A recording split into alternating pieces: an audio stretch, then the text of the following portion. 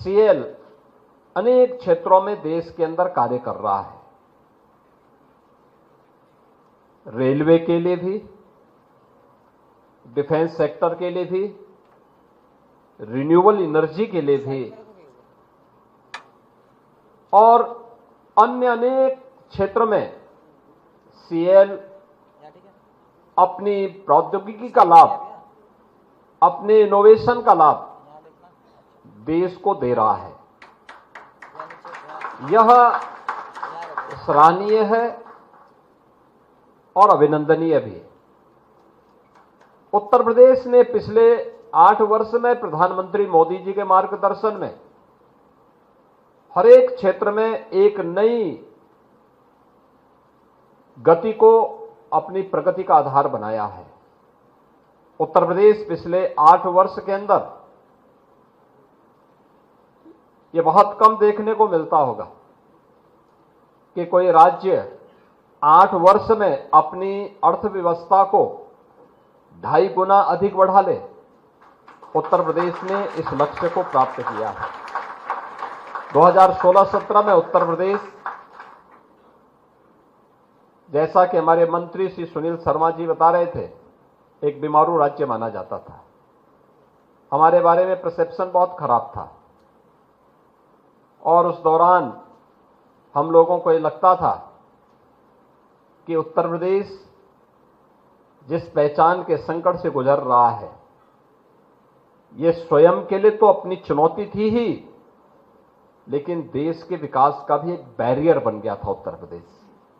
आज जिस गाजियाबाद में है, सीएल के लोग इस गाजियाबाद की 8 वर्ष पहले की छवि को जानते होंगे।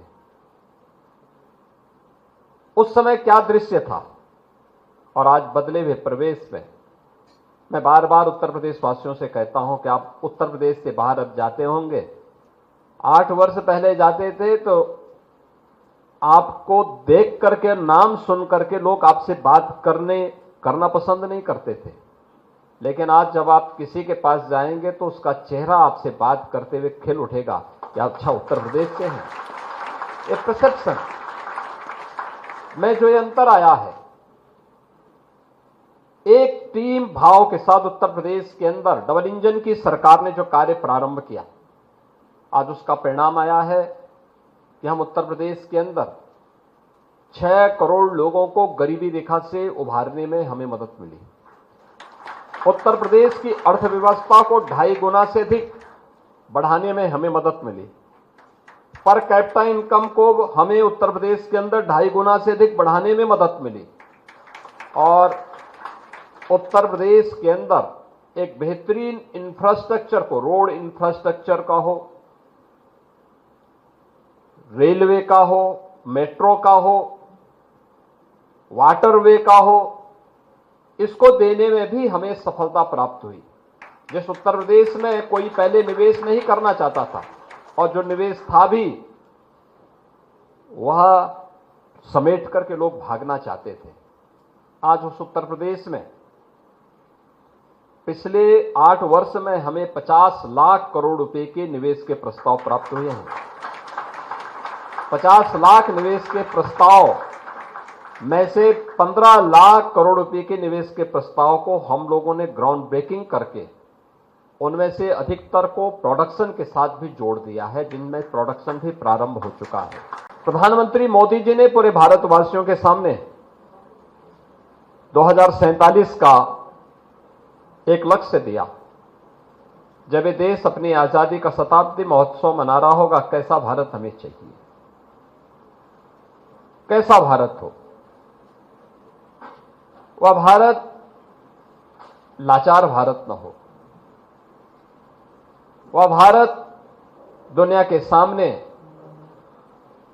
अभाव से ग्रस्त भारत न हो, वह भारत आत्मनिर्भर भारत हो, विकसित भारत हो और विकसित भारत की राह जाती है इस प्रकार की मिनी रत्न और रत्न संस्थाओं के माध्यम से, जो सीएल ने अपनी एक सक्सेस स्टोरी के माध्यम से पिछले 10-11 वर्ष के अंदर डिसइन्वेस्टमेंट को धता बताते हुए, उसको नकारते हुए आज अपने आप को एक लाभांश कंपनी के रूप में प्रस्तुत किया है। अब याद करिए 1974 में स्थापना के बाद रिन्यूएबल एनर्जी के लिए यहां पे फोटो सेल की स्थापना करनी है। देश के अंदर पहला काम इस संस्था ने इस दिशा में कदम उठाते हुए किया था और आज देश का पहला ऐसा डाटा सेंटर